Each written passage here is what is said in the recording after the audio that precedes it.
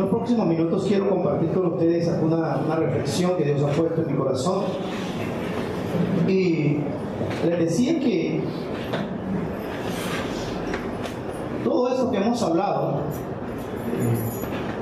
sencillamente pasa por algo que usted y yo hemos dejado. Cuando usted y yo leemos el libro de Apocalipsis y nos introducimos en el primer capítulo, nos damos cuenta realmente que esa revelación es bastante interesante para los creyentes, pero para los que no son creyentes es un estado de preocupación. En la época del destierro hubo un emperador que hizo un edicto que todos los cristianos fueran desterrados a un lugar. La predicación del evangelio era tal que empezaron a tomar medidas para controlar que el evangelio se expandiera, que el evangelio fuera predicado. Pero Dios gracias por esos edictos, que la gente se atrevió a predicar más el mensaje de Jesús. Y el apóstol Juan fue uno de los desterrados a una isla que se llama Patmos, situada en el mar Egeo. Dice que unos 48 kilómetros de Asia Menor, o sea, que estaba lejos de las iglesias que describen aquí a donde iba ese mensaje. Ese lugar era una isla rocallosa, estéril, o sea que no había plantas, no había forma de sembrar alimentos, era una isla muy pedregosa. Allí en ese lugar los romanos llevaban a los criminales más horrendos. ¿Ustedes han oído hablar de la isla Gorgona alguna vez? Sí. Allí llevaban a los criminales más malos. Las personas por allá están separadas. Allí en ese lugar, en Patmos, en esa isla, llevaban a todas esas personas. Pero en la época del destierro fue llevado Juan a ese lugar. Y Juan recibió una revelación bien tremenda de parte de Dios. No solo oyó, sino que también vio. O sea, qué cosa tan tremenda. Juan vio cosas interesantes. Y de ahí es donde surge el libro de Apocalipsis. Son fieles y verdaderas. Y expresiones que me agradan de ahí del libro que dice: el que tenga oído para oír, oiga lo que el Espíritu dice. ¿Verdad? El mensaje iba al ángel de la iglesia, al pastor. De las 7 estrellas, nosotros como pastores somos designados las estrellas que dice ahí la palabra. Pero no iba directamente a un pastor. Nosotros como pastores vamos a dar cuenta de lo que hacemos. Pero la iglesia que escucha la palabra va a dar cuenta también de lo que escuchó. Y escribe el ángel de la iglesia, que traducido, ángelo, traduce mensajero de Dios en la tierra. De tal manera que no se refería a otro tipo de ángel, sino al pastor de la iglesia. Y pensando en todas estas cosas que hemos hablado, que hemos compartido, el número 7 lo utilizan mucho en los pasajes que leemos en Apocalipsis y en otras formas, porque es el número de la perfección. Lo utilizan mucho. Pero él escribe a 7 iglesias. Podemos mencionar a Éfeso, a Tiatira, podemos mencionar a la Odisea, a Filadelfia, y podemos mencionarla a todas las 7. Y cada una de ellas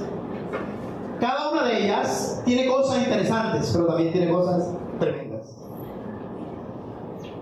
48 kilómetros, oiga, 48 kilómetros tirando en una balsita. Yo no sé, en ese momento yo no creo que haya habido motores fuera de borda, ni tampoco como el que ve uno todos los días en los puertos, nada de eso. Ellos tenían que tener un sistema bien interesante para llegar hasta allá. Barquitas, tenían que tirarse su buen tiempo para llegar allá. 48 kilómetros para llegar a la isla de Gorgona. De allí recibe Juan esa visión y empieza a declarar, y recibe la visión para hablarle a esas 7 iglesias, a los 7 pastores de la iglesia. Entonces aquí queda claro de pronto que la iglesia es autónoma y que cada iglesia va a responder por las cosas que pasan en la iglesia, tanto el pastor como los líderes de la iglesia, como los miembros de la iglesia. Cada iglesia tenía de parte de Dios una exaltación, pero también había un tremendo regaño o exhortación a la iglesia. La iglesia a que me refiero por lo que acontece aquí en la primera es Éfeso.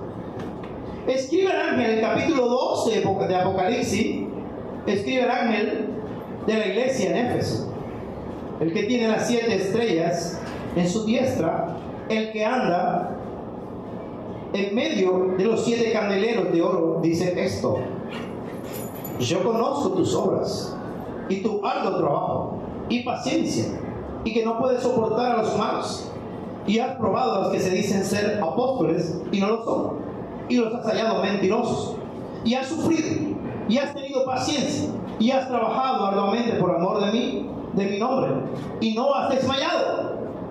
Tremenda alusión que hace Dios a la iglesia de Éfeso a través del apóstol Juan.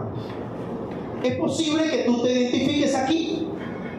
Es posible que seamos celosos de la doctrina que predicamos. Nosotros debemos ser celosos de la doctrina que predicamos.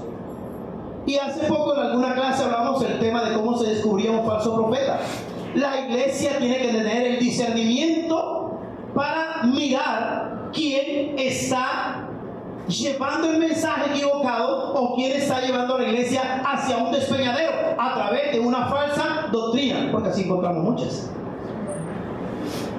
Y el apóstol recibe esa palabra directamente de Dios, y él sencillamente era el canal o el escritor de ese libro, o el vocero de ese libro, pero esto viene directamente de Dios. Y es posible que el Señor ahora, ubicándonos, porque no solamente en las iglesias de Asia Menor, ellas iban a recibir el mensaje y era solo para ellas. Eso transfiere la responsabilidad a la iglesia de hoy, porque este es un mensaje futurista. Este es un mensaje hacia el futuro, y que las iglesias de alguna manera se iban a ver envueltas en este tipo de situaciones. Cada una de las iglesias tiene su aplauso, pero también tiene su regaño fuerte sobre algunas cosas. Y de lo que hemos estado hablando en estos días, cómo el Satanás nos coge y nos consume sobre ciertas cosas porque no estamos realmente dirigidos por el Espíritu Santo, y cuando no hay una dirección del Espíritu Santo en nuestras vidas, nuestro camino, nuestro accionar siempre será equivocado. Siempre será equivocado. No podríamos entender el precepto de Dios, no podríamos entender el mensaje de Dios, no podríamos comprender lo que a cada uno de nosotros nos dice. Y por eso muchas veces he instado a la iglesia a no conformarse con el sermón del pastor, a no conformarse con el sermón del hermano o la hermana que viene aquí en turno. No, el pastor ha dicho: qué bueno es que usted en su casa lea la Biblia y usted permita que Dios le hable directamente a usted, porque usted está recibiendo de parte de Él la directriz para su vida. Directamente usted está recibiendo. Pero sabe que antes de leer la palabra usted tiene que orar. Usted tiene que pedir la dirección del Espíritu Santo para entender la palabra. Y muchos de nosotros, como no tenemos el tiempo para eso, entonces no planeamos un tiempo para eso, como un devocional o algo así. La iglesia en Éfeso tenía cosas interesantes. Había probado a los que se creían. Había probado a aquellos que de pronto estaban hablando del mensaje y era muy celosa. Y dice la palabra: yo conozco tus obras y tu arduo trabajo, sí, y paciencia, y que no puedes soportar a los malos, y has probado a los que se dicen ser apóstoles y no lo son, y los has hallado mentirosos. Una de las cosas que la iglesia no se puede dar el lujo es de permitir que los malos siempre estén haciendo las cosas malas. La iglesia no puede darse el lujo de tener en medio de nosotros personas que estén dañando el testimonio de la iglesia. Por eso hay procedimientos que el Señor dice: ve con él a solas, luego ve con varios hermanos, luego ve a la iglesia, y si no te oye, tenle por gentil y publicano. En pocas palabras, ni siquiera se ha convertido. En pocas palabras, ni siquiera ha abierto su corazón al Señor. Porque los que hemos sido convertidos reaccionamos ante el pecado. El pecado nos acosa y reaccionamos. Y saben, mis amados, el sufrimiento de la iglesia siempre va a ser. Porque Cristo no nos habló de que la vida de nosotros iba a ser fácil. En el mundo tendréis aflicción, pero confiad, yo he vencido el mundo. El que se entregó un día a Cristo, de hecho va a padecer juntamente con Él de alguna manera. Y has sufrido, y has tenido paciencia, y has trabajado arduamente por amor de mi nombre, y no has desmayado. Es posible que la iglesia de hoy, aquí en Manantial de Vida, haya tenido paciencia, haya trabajado, haya sido celoso con la moral, haya sido celoso con la doctrina, pero dice la palabra: pero tengo contra ti que has dejado tu primer amor. Y es ahí donde, mis amados hermanos, la puerca tuerce el rabo. Cuando yo escuchaba eso, mi papá ni entendía eso. Esperadito. La puerca tuerce el rabo. Ahí es donde somos confrontados. Allí es donde somos confrontados unos con otros. Tengo contra ti que has dejado tu primer amor. Qué lindo es saber del primer amor. Cuando usted y yo somos cautivados por el amor de Jesús, cuando usted es consciente de la salvación que usted tiene, del precio que Jesús pagó por usted, cuando usted es consciente de que usted pasó de muerte a vida, cuando usted es consciente que pasó de las tinieblas a la luz, cuando usted es consciente que usted fue quitado de las garras de Satanás a una libertad completa en Cristo Jesús, entonces su alma puede alabar a Dios.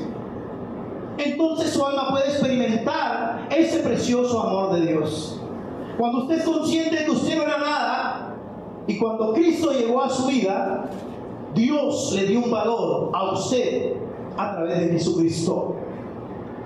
Ese primer amor que, cuando sabemos lo que Él ha hecho en nuestras vidas, ese primer amor que, cuando sabemos lo que Dios ha hecho en la vida de Alfonso, en la vida de Álvaro, en la vida de Alberto, en la vida de cualquiera de los que estamos aquí, por nombre, entonces nosotros podemos decir: Jesús, yo quiero entregarte todo mi ser, porque no queda otra cosa. Y en el corazón de las personas transformadas, lo que queda es un estado de adoración, un deseo de adorar a Dios, un deseo de servirle a Dios.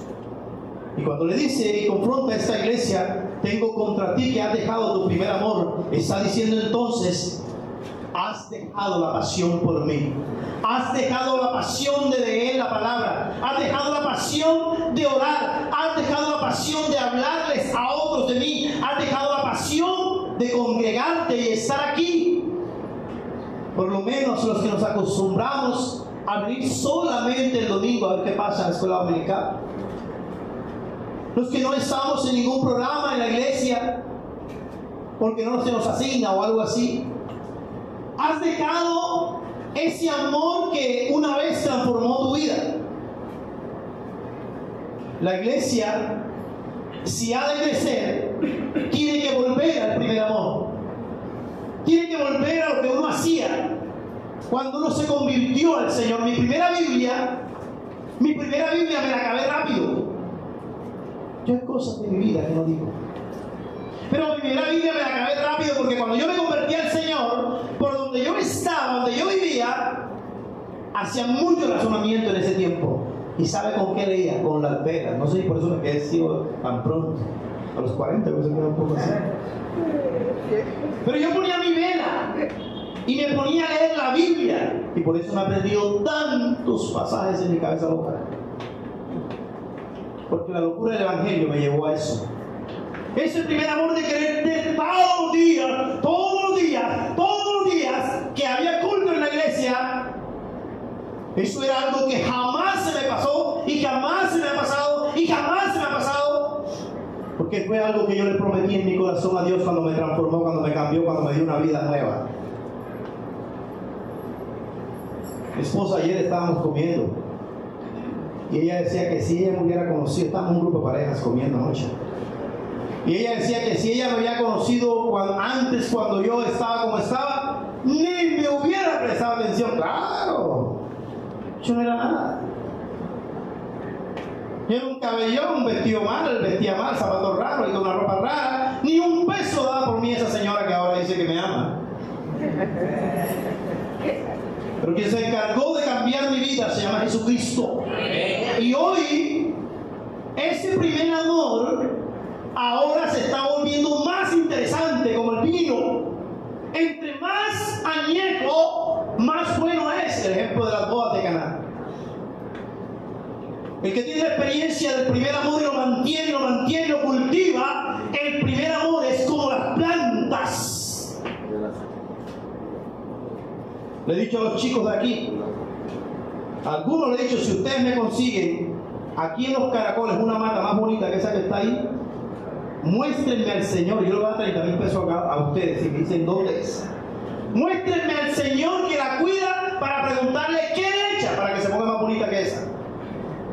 Hermana Jenny sabe cómo yo tengo como una ternura esa mata. Las plantas se siembran, las plantas se abonan, las plantas se cuidan, las plantas se les riega la agüita y las plantas se les habla. Aun cuando crea usted que eso es una locura, se les habla, porque la prueba científica está bien clara. Hay diferencia entre las que se les habla y las que no. Así es el primer amor. Lo que le pasó a la iglesia de Éfeso, y le pasa a muchas iglesias, representadas individualmente en cada persona, porque usted es la iglesia. Usted anda por cualquier parte, usted es la iglesia. Usted anda caminando por aquí, esa es de la iglesia manantial de vida. Usted se mete aquí, esa es la iglesia manantial de vida. Usted está allá, esa es la iglesia manantial de vida. La iglesia de Éfeso le llamaron la atención porque sencillamente se descuidó en mantenerse todos los días cuidándose con los ejercicios espirituales. Cuando la iglesia empieza en esa pendiente, cuando empieza a descender en esa pendiente, entonces surge la palabra preciosa del Señor a esta iglesia, y gracias a Dios porque lo hizo, porque de otra manera al despeñadero hubiéramos caído todos y nadie tuviera realmente control si esta palabra no hubiera llegado a través del apóstol Juan, donde fue a parar por causa del Evangelio. Y dice la palabra: recuerda por tanto de dónde has caído, acuérdate quién eras. Escuchaba unos testimonios de estos chicos que estaban en la reunión de pareja, y uno se asombra y dice: ¿que verdad que pasó eso? Sí. Nos alejamos de Dios y nos vino esto y lo otro. Cuando uno escucha esos testimonios, uno se estremece y dice: ¿esto pasó? ¿Cómo así que le pasó a esta muchacha? Esta muchacha le pasó. Alejarse de Dios, eso nos acontece a nosotros, nos pasa. Pero eso no se queda ahí. Recuerda por tanto de dónde has caído y arrepiéntete ya las primeras obras, si no vendré pronto a ti y quitaré tu candelero de su lugar, si no te hubieres arrepentido. El mensaje está muy claro, mis amados. El mensaje está muy claro para aquellos que venimos a la iglesia y nos congregamos y estamos aquí. Nosotros no podemos vivir como que no somos. Nosotros no podemos vivir como que no conocemos el Evangelio. Nosotros no podemos vivir como que la palabra no nos ha cambiado, nos ha transformado.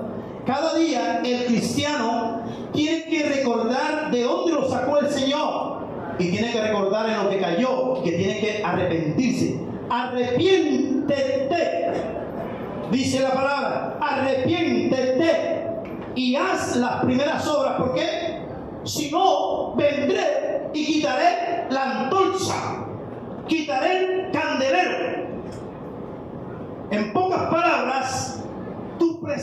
herencia la voy a quitar de ti, porque no me eres un instrumento, porque no me eres la luz que debe ser, porque no se está propagando esa luz. Eso es lo que dice la palabra.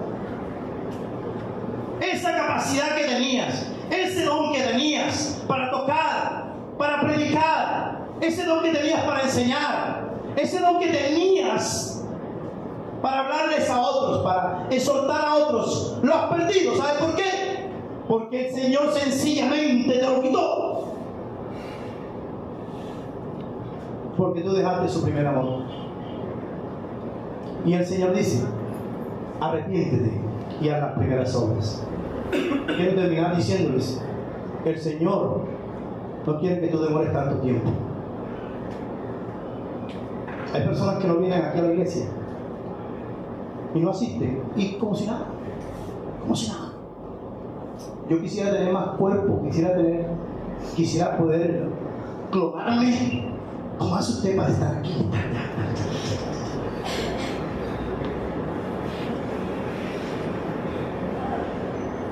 Hoy tengo que salir a un funeral. Hoy tengo que regresar y después tengo que ir a una iglesia porque voy a un taller de 2 horas. Tengo que pedirle al Espíritu Santo que me dé fuerza de cuerpecito porque Él se cansa a veces. Pero lo que les quiero decir es que como la iglesia no ha entendido eso, muchas personas que deberían estar haciendo el ejercicio que estoy haciendo yo, no lo están haciendo porque el Señor sencillamente les ha quitado el candelero. No esperes que el Señor te quite el candelero. No esperes que el Señor te lo quite definitivamente, porque hay un día, hay una hora en que el Señor no va a portarse de la misma manera. Hoy es el día de arrepentirte. Y ya no podemos andar como siempre. Descendemos así y no subimos. Y todos esos textos que hemos hablado, todos esos pecados en el cual caemos, es lo que nos tiene así. No encuentro un trabajo, no compro una casa, no consigo buenos amigos, me siento como alejado, como separado. ¡Claro! Te saliste del juego de Dios. Dios, cuando tú estás en el juego de Él, si tú no tienes trabajo, nadie te ve desesperado porque tú sabes que el trabajo te viene. Cuando tú estás en el juego de Dios con el candelero, Dios sencillamente se place y da la orden allá, ¡puf!, te llega. Pero porque tú le estás sirviendo a Dios y tienes el candelero siempre arriba. Arrepiéntete, vuelve a la casa. Vuelve a la casa del Padre porque te está esperando. Dios te bendiga esta mañana. Y créeme que no va a pasar nada si tú no te levantas. El que tiene oídos para oír, oiga lo que el Espíritu dice. A este siervo le costó morir feamente por causa del amor de Cristo en esa isla. En ese lugar, ahí está. Pero tú sigues leyendo el libro y te encuentres, wow, cómo Dios le permitió a este hombre ver tantas cosas maravillosas. Dios bendiga a tu familia, Dios te bendiga a ti. Y entiendas que no es al que está al lado, no es al que está en tu casa, no, que este mensaje fue para fulano, para sutano.